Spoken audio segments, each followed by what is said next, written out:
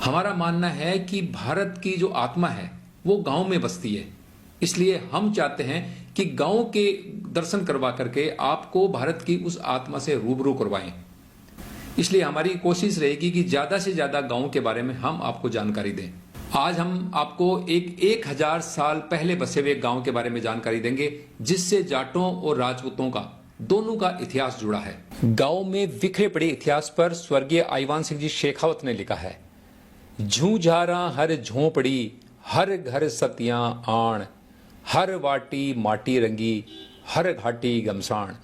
यानी यहां पर प्रत्येक झोंपड़ी में झुझार हो गए हैं, हर घर सतियों की आन से गौरवान्वित है, प्रत्येक भूखंड की मिट्टी बलिदान के रक्त से रंजित है तथा हर घाटी रणस्थली रही है। हर ढाणी हर गांव में बलबंका रणबंक, बुझा भरोसे इण धरा, दिल्ली आज निसंग। अर्थात यहां हर ढाणी और हर गांव गांव में बल बांके और रण बांके वीर निवास करते हैं, जिनके भुजबल के भरोसे दिल्ली यानी जो देश की राजधानी दिल्ली है वो निसंक मतलब सुरक्षा के प्रति निश्चिंत है। तो इस श्रृंखला के अंदर प्रस्तुत है सामी गांव का इतिहास। सीकर जिला मुख्यालय से लगभग 27 किलोमीटर दूर सामी गांव अपनी कई विशेषताओं के चलते प्रसिद्ध है। इस गांव से रणवा जाट, गोड़ और शेखावत राजपूतों का इतिहास जुड़ा है। यह गांव मूल रूप से कब बसा, इसकी कोई प्रामाणिक जानकारी उपलब्ध नहीं है, पर यह बात पक्की है कि जब इस वर्तमान गांव को बसाने वाले आए थे तब उन्हें पूर्व में बसे गांव के उजड़े हुए अवशेष मिले थे। पहाड़ी की तलहटी में बसे इस गांव की पहाड़ी पर 2 मंदिर और एक जुझार जी का देवरा है। इन मंदिरों में एक शिव मंदिर था जिसमें आज ठाकुर जी की पूजा अर्चना होती है। दूसरे मंदिर में देवी की प्रतिमा स्थापित है। ये दोनों मंदिर प्राचीन हैं। गांव बसने के बारे में गांव के बुजुर्ग सज्जन सिंह जी शेखावत ने हमें बताया। वो गांव बसो सम्मत 1111 मासूदी पहुंचे, पहली मिंदर की नींव लागी और साथ साथ ही गांव बसानु रणवा जाट बसायो। बस फिरता फिरता आया डूंगरों पर, वहां को नहीं बैठे विचार, आखिर का जीण माता जी घाटी पर आया। जब भट्टा सुबह शाम का दिखी बार डूंगरी स्वामी गांव की पहाड़ी है जकी, जब है कि बा स्वामी डूंगरी भट्टा चालू अठा आया जन अठ गांव उजड़ उड़ा मिल्या बन कोई पहली का पुराना। जब वेदाती पंडितन पूछो जन पंडित क्यों आ डूंगरी नाग फणी है, एक फण दाबो एक मिंदर फण के ऊपर शिव जी को मंदिर बनवा जो, तो क्यों और गांव गुणो पड़सी पुलसी जत मंदिर रेसित जनाब अभी मंदिर की नींव सम्मत 1111 में मासूदी 5 का लगाई। रणवा गोत्र के जाटों के समय यह क्षेत्र दैया राजपूतों के राज्य का हिस्सा था। जब दैया राजवंश कमजोर हुआ और गोड़ों का प्रताप बढ़ा तब यह क्षेत्र गोड़ राजपूतों के अधीन हो गया। गांव पर गोड़ राजपूतों का आधिपत्य हो गया। गांव में गोड़ काल की जानकारी देते गांव के युवा सरपंच सुरेंद्र सिंह शेखावत ने हमें बताया, ये सामी गांव प्राचीन समय के अंदर गोड़ राजवंश के क्षेत्राधिकार में था। गोड़ राजपूत जो राजवंश था उनका यहाँ पे क्षेत्राधिकार था और आज भी उनका जो गढ़ था, चौकी थी, उसके अवशेष हमारे यहाँ जो घाटी के नाम से प्रसिद्ध है सामी घाटी ऊपर पहाड़ी पर, वहाँ पर उनके अभी भी पुराने अवशेष खंडर गढ़ के बाकी हैं। और साथ ही माता जी का मंदिर, माँ भवानी का मंदिर आज भी डूंगर पर विराजमान है, पहाड़ी पर है और ये उसी समय का एक प्राचीन मंदिर है। गोड़ शक्ति को राव शेखा जी द्वारा परास्त कर क्षेत्र से भगा देने के बाद सामी गांव भी राव शेखा जी के वंशज जो शेखावत नाम से जाने जाते हैं उनके अधीन हो गया। खंडेला के राजा वरसिंह देव के पुत्र अमर सिंह को जागीर में मिले गांव में सामी गांव भी शामिल था। ज्ञात हो अमर सिंह जी राजस्थान के प्रसिद्ध दांता ठिकाने के संस्थापक थे। दांता के शानदार महल पर बना वीडियो भी हमारे चैनल पर उपलब्ध है। अमर सिंह जी के पुत्र इंद्र सिंह जी को सामी गांव मिला और जोरावर सिंह जी को सेसम गांव।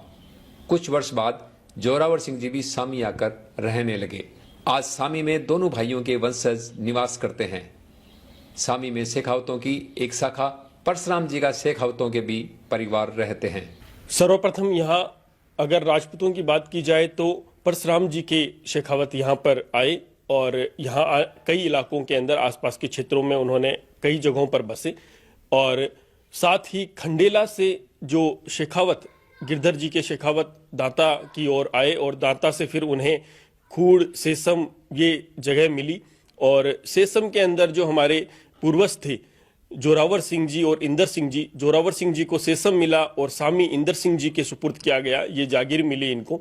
जिसके बाद सेसम के जो हमारे पूर्वज जोरावर सिंह जी थे ठाकुर साहब, उनका भाइयों में अग्रिम प्रेम होने की वजह से वो एक साथ रहने लगे और दाता रामगढ़ के नजदीक होने की वजह से दाता रामगढ़ के निजी क्षेत्राधिकार के अंदर सेसम को ले लिया गया, खालसा में जमीन चली गई। इसलिए ये सेसम के बावजूद सामी के अंदर ही दोनों भाई रहने लगे, जोरावर सिंह जी और इंदर सिंह जी, जिनके नाम पर अभी भी सामी की कोल्डियों के अंदर जोरावरगढ़ और इंदरगढ़ के नाम से 2 गढ़ बने हुए हैं। खंडेला सु बिरसिंह देव जी का बेटा या अमर सिंह जी दांते, जक्का ने लोसल मिली दांतो तो पाचे जोधपुर दरबार 5 गांव दिया बन जना मिलोड़ो है जना पचबा के 7 बेटा व्या 7 बेटा है। बड़ा रतन सिंह जी नाम आज का तो दांते राजगद्दी पर रहेगा। झुंझार सिंह जी दूसरा नंबर का राज पर रहेगा। तीसरा नंबर का तेज सिंह जी बिराना है। चौथा हट्टी सिंह जी और राज सिंह जी 2 खानड़ी, जक्का के मान हट्टी सिंह जी वो पिरवार बार कागला सरे खानड़ी में कोई 1-2 गरी है और राज सिंह जी वो पिरवार है चूरू में। और इंदर सिंह जी शामी मिली और जोरावर सिंह जी ने मिली शेषम। पच जोरावर सिंह जी ने शेषम मिली जना दोनों बया के काटो प्रेम हो जना बोलियो कि आप एक जगह रबो करा शेषम को आशला तो ऋषि तो 8 वर्ष साल बाद में तय आएगा जब दांतड़ा ना उड़ा जो बिन शेषम ने आपके कब्जे कर ली, खालसा कर ली शेषम ने तो ए दोनों भाई स्वामी मरिया दोनों बया का वंशज इंदर सिंह जी जोरावर सिंह जी का आसामी में। इंदर सिंह जी, जोरावर सिंह जी और उनके पुत्रों ने अपने आवास के लिए छोटी छोटी गड्डियों का निर्माण कराया, जिनके द्वार आज भी विद्यमान है। वह अंदरूनी रहवास के हिस्से खंडहर हो गए हैं।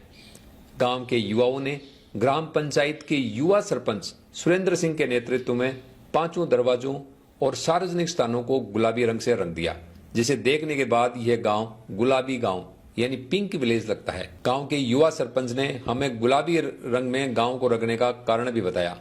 सामी गांव का अपना एक ऐतिहासिक महत्व है।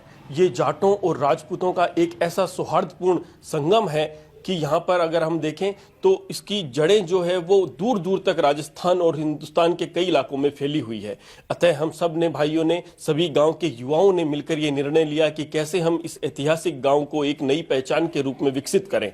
अतः सभी लोगों ने मिलकर बुजुर्गों के आशीर्वाद से हेल्पिंग हैंड सामी के नाम से ग्रुप बनाया गया और उन सभी भाइयों ने मिलकर ये निर्णय लिया कि इस ऐतिहासिक गांव को कैसे जीर्णोद्धार किया जाए और इसे एक नई पहचान दिलाई जाए। इसके लिए हम सब ने मिलकर निर्णय लिया कि हम इस गांव को गुलाबी गांव, पिंक विलेज ऑफ राजस्थान के नाम से मशहूर करें और अपनी एक ख्याति प्राप्त करें। इसके लिए हमारे यहाँ जो पुराने दुर्ग बने हुए हैं, पुरानी ऐतिहासिक हवेलियां बनी हुई है, उनसे शुरू किया गया है। सबसे पहले जोरावरगढ़ और इंद्रप्रस्थ, अनंदकोट, अचलकोट, ये जो हमारे गांव के 5 मुख्य द्वार हैं, मुख्य दुर्ग द्वार हैं, इनको गुलाबी रंग में रंगा गया और गांव के प्रसिद्ध ठाकुर जी के मंदिर जो कोल्डियों के बीच में है, इसे गुलाबी रंग में ये हमारे सामने है। इसके अलावा मेन जो मुख्य चौक है गांव का, उसे भी गुलाबी रंग में रंगाकर तिरंगे की तर्ज पर उसे एक स्वाभिमान और राष्ट्रभक्ति के रंगों में रंगा गया है। हम चाहते हैं कि आने वाले समय में गांव की सभी सार्वजनिक स्थानों को और गांव की गलियों को, पूरे गांव को गुलाबीमय किया जाए और एक सौहार्दपूर्ण संदेश दिया जाए और पूरे गांव को पिंक विलेज ऑफ राजस्थान के नाम से मशहूर किया जाए। एक बार इस गांव में एक मुस्लिम सैनिक टुकड़ी गुजर रही थी। गांव के पास इस टुकड़ी ने डेरा डाला और एक गाय या बैल को खाने के लिए काट लिया। इसी मुद्दे पर गांव वालों और जो मुसलमानों की सैन्य टुकड़ी थी, उनके मध्य लड़ाई हो गई। ग्रामीणों ने सैनिकों को काट काट कर कुएं में डाल दिया और जो जान बचा सकते थे वे सैनिक भाग खड़े हुए। इस लड़ाई में कई ग्रामीण घायल हुए और एक परशुराम जी का शेखावत शहीद हुआ, जिनका स्मारक रूपी देवरा पहाड़ी पर बना है और ग्रामीण उन्हें जुझाड़ जी लोक देवता के रूप में पूजते हैं। खासकर जब वर्षा नहीं होती तब सभी ग्रामीण जुझाड़ जी महाराज की पूजा आराधना करते हैं। अंग्रेजी राज में भी द्वितीय विश्व युद्ध में इस गांव के कई योद्धाओं ने भाग लिया। गांव के कई सैनिक विश्व युद्ध लड़ने के लिए विदेशों तक में गए थे, जो 8-8 वर्ष बाद घर लौटे। गांव में आज भी सैनिकों व पूर्व सैनिकों की अच्छी खासी जनसंख्या है। पूर्व सैनिक युवाओं को सेना में भर्ती होने के लिए प्रेरित करते हैं और गांव में उन्होंने एक मैदान बना रखा है जहां पर गांव के युवाओं को, जो पूर्व सैनिक है, वो मुफ्त में सैन्य परीक्षा पास करने के लिए कोचिंग देते हैं। सेना के तीनों अंगों के साथ ही गांव के युवा निजी कंपनियों में बहुतायत से हैं और व्यापार में भी किसी से पीछे नहीं है। गांव में गिरधर दासोत व परशुराम जी का शेखावत शाखा के शेखावत परिवार के साथ ही जाट, कुमार, जांगेड़, ब्राह्मण, पुरोहित, अग्रवाल, नाई, मेघवाल, वाल्मीकि आदि कई जातियां निवास करती है। जाटों में रणवा, महला, चोपड़ा, जाखड़, शोर, कटेवा, खाचरिया, ताखर, भीचर आदि के गोत्र परिवार निवास करते हैं।